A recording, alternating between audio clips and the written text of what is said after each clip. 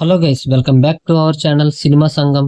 ఘాటి అదే ఈస్టర్న్ ఘాట్స్ లో ganja smuggling backdrop తో వచ్చింది. నాకు ఫస్ట్ ఈ మూవీ చూసినప్పుడు అనౌన్స్మెంట్ అప్పుడు డౌట్ వచ్చింది, ఇది మూవీనా లేక డాక్యుమెంటరీ కింద తీస్తారా అని. ఆ తర్వాత క్లారిటీ వచ్చింది మూవీనేనని. ఈ మూవీని క్రిష్ గారు డైరెక్ట్ చేశారు. అనుష్క గారు శీలావతిలో మాస్ యాక్షన్ గా కనిపించారు.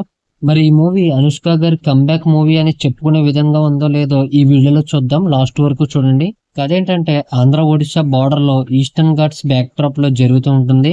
Anushka alias Sheelavathi and Vikram Prabhu alias Desiraju normal గా హ్యాపీగా ఉంటారు. కానీ సడన్ గా స్మగ్లింగ్ బిజినెస్ లోకి అయితే దిగుతారు.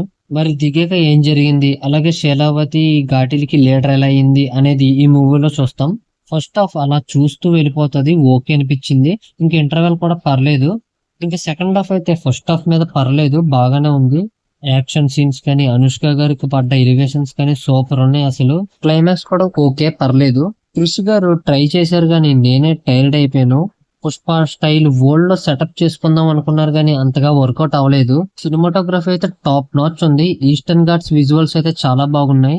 మ్యూజిక్ ఓకే, కానీ బీజిఎం వెంటనే ఇప్పుడు జరుగుతుంది యాక్షన్ సీనా లేదా ఎమోషనల్ సీనా అని కన్ఫ్యూజ్ అయితే వస్తుంది. అనుష్క గారు బాహుబలి దేవసేన నుండి డైరెక్ట్ గా ఘాటి శైలావతిగా ట్రాన్స్ఫార్మ్ అయ్యారు. యాక్షన్ సీన్స్ లో కూడా కుమ్మేశారు, ఎక్స్ప్రెషన్స్ లో కూడా ఫైర్ లో ఇచ్చారు. కానీ స్క్రిప్ట్ లోనే అంత ఫైర్ లేదు.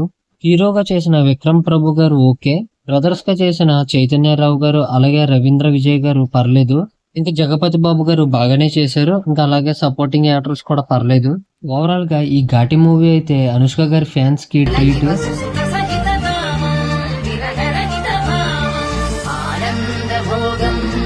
యాక్షన్ లవర్స్ కి అయితే డీసెంట్, కానీ స్టోరీలో డెప్త్ ఎక్స్పెక్ట్ చేసే వాళ్ళకి కొంచెం డిసప్పాయింట్మెంట్ అయితే అవుతారు.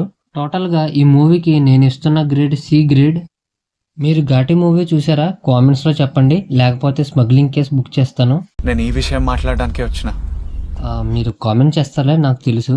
కాసేపట్లో మద్రాసి రివ్యూ కూడా వస్తుంది. ఇంకా ఈ వీడియోని లైక్ చేసి ఛానల్ ని సబ్స్క్రైబ్ చేసుకుని పక్కనున్న బెల్ ఐకాన్ కూడా ఆన్ లో పెట్టుకోండి.